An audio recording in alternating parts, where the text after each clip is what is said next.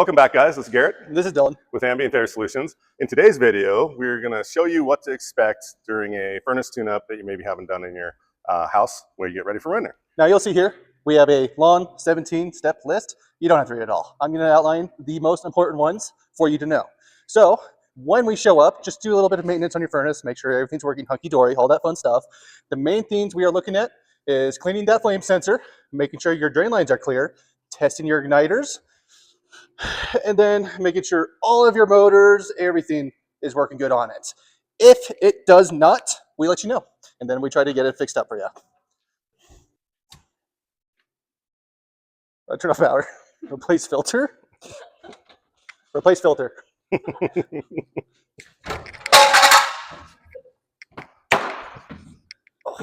Oh no. That's going to be a take two. So it's that easy. I'll get your doors for you. Oh, thanks. What step is this? 3. Remove furnace doors. I will. That's a good presentation. Remove your furnace doors. Be careful. Don't break anything. Verify that power's off. Pew, pew, pew. What is, tell the people at home what you got there. Technology. This is a multimeter.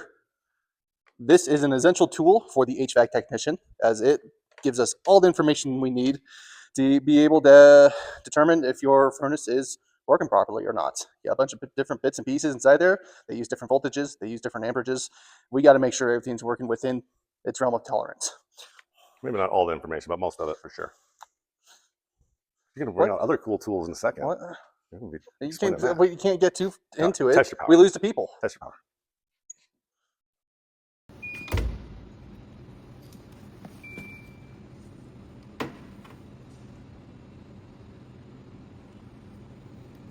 Power's off.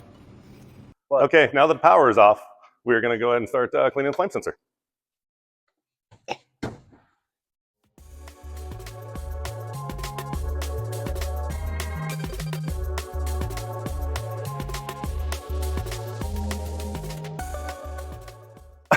Now that we got the flame sensor cleaned, we're going to go ahead and get it reinstalled so we can start the furnace and continue on with the tests. Like do do do do do do.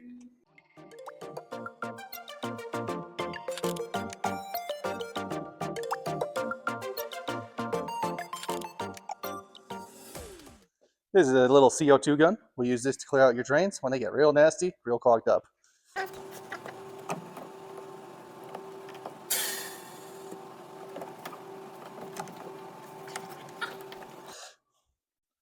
This guy right here is going to be a hot surface igniter in this furnace. We're going to disconnect it and test it and make sure all our numbers are right about where we want them to be.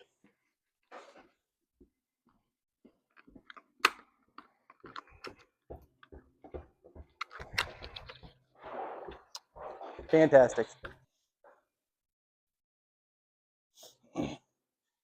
This is a run capacitor. It is the part that is most likely, most common to go out on the furnace. So we make sure we check these every time.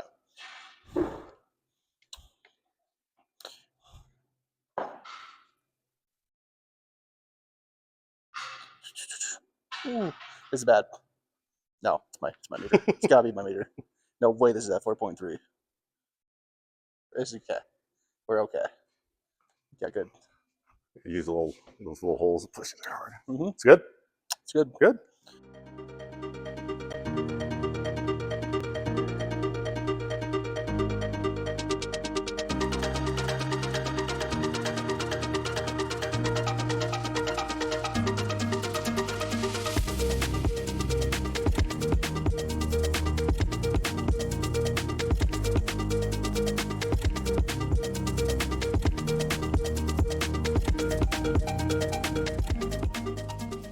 Now that we got all our testing equipment onto the furnace, we're going to turn power back on, initiate a call for heat, and actually see how well it's operating for you.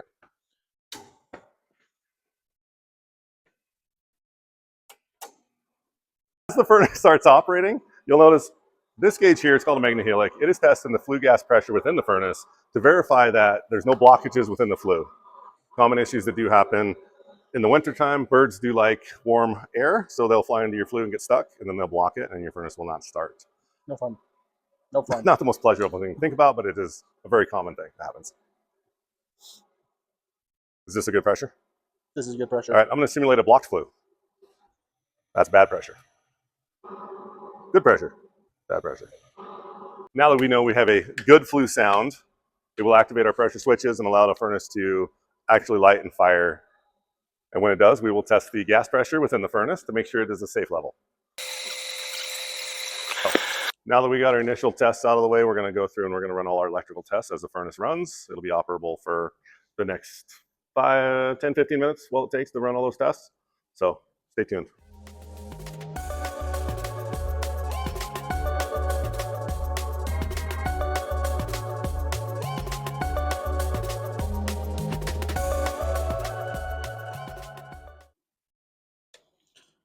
Okay.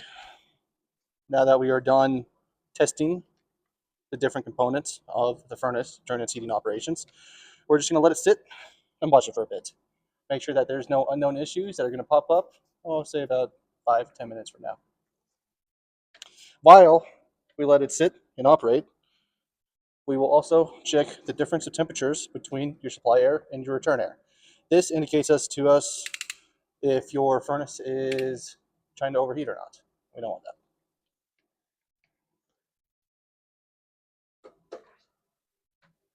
And this is another hurry up and wait. Damn. That's pretty common too. You're getting the full experience. Real life right there.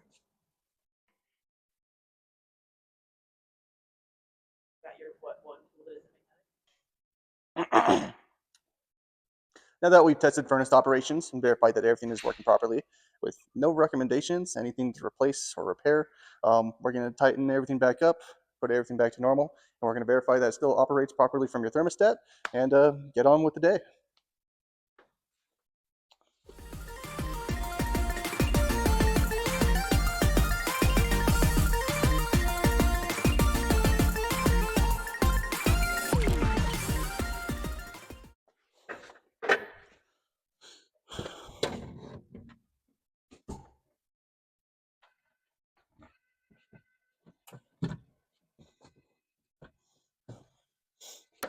Good as new.